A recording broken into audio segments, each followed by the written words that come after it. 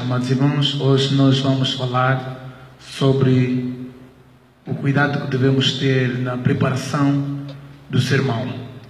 Eu acredito que o irmão já ouviu falar o ditado que diz: falhar a preparação é preparar-se para falhar. O que significa dizer que se formos dissertar algum tema, algum assunto que não tivemos preparado, automaticamente nós já estamos a nos preparar para falhar. Acontece que muitos irmãos se apegam em passagens para defender, em passagens distorcidas, porque os irmãos não interpretam bem alguns, para defender que não precisamos preparar sermão. Alguns irmãos dão-se o luxo de dizer que eu não preciso preparar sermão, eu vou apenas orar e o Espírito Santo vai me usar na hora, no momento que eu tiver a ler a passagem e por aí fora. Primeiramente eu gostaria de ler o livro, o capítulo e o versículo que esses irmãos se apoiam, para dizer que não precisamos de nenhum preparo teológico, de nenhum estudo sistemático, de nenhuma preparação antes da apresentação de um sermão bíblico.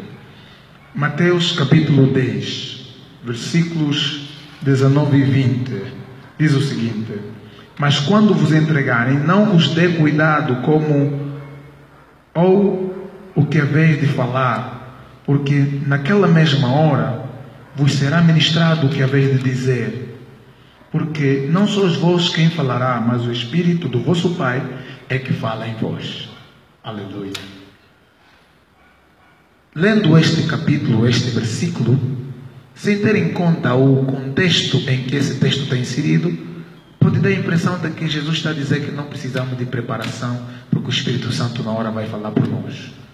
Mas nós ensinamos e aprendemos que nenhum texto deve ser lido e interpretado isoladamente, não respeitando o contexto.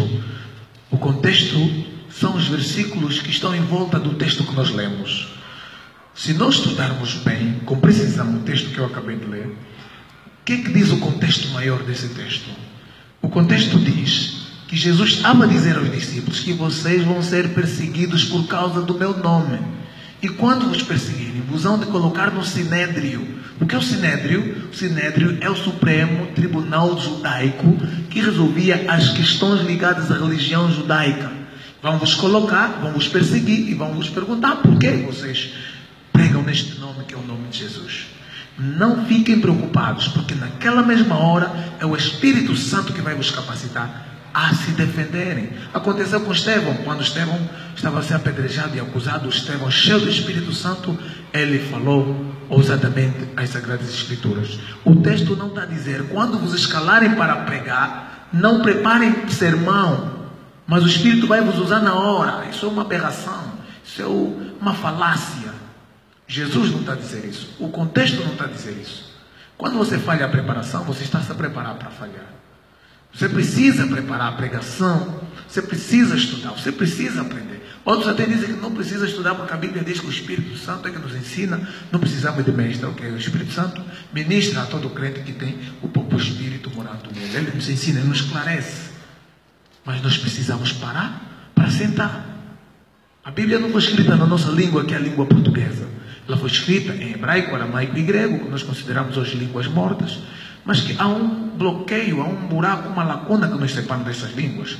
Então, precisamos fazer investigações acuradas para nos aproximarmos daquilo que foi a intenção do autor ao escrever algum texto. O Espírito Santo nunca vai te ensinar a falar o grego, o hebraico. Você precisa estudar, você precisa sentar. Aleluia. Nós precisamos sentar. Há um ditado que diz: ninguém se levanta para ensinar, senão antes se assentou para aprender. Só que muitos jovens hoje não querem sentar para aprender, mas querem também ensinar. E ensinam erro, ensinam heresia. Precisamos estudar a palavra de Deus. Precisamos nos preparar. A própria Bíblia diz que nós devemos estar preparados. Deus falou a Josué: medita nela de dia e de noite. A Bíblia não é um livro que você faz totobola, totoloto. Provérbio. Vou pregar em provérbio porque eu orei e o Espírito me mandou pregar em provérbio. Isso é brincadeira. Precisamos levar mais a sério o processo da preparação do sermão. O próprio Espírito Santo que vai falar na hora é o mesmo Espírito que vai te inspirar a preparar um bom sermão para alimentar as almas, para alimentar as pessoas. Então eu gostaria de dizer, irmão, falhar na preparação é preparar-se para falhar. Deus te abençoe. Um estudo abençoado. Lembre-se, senta-te para aprender e Deus vai te levantar para ensinar aos outros que não sabem. Amém.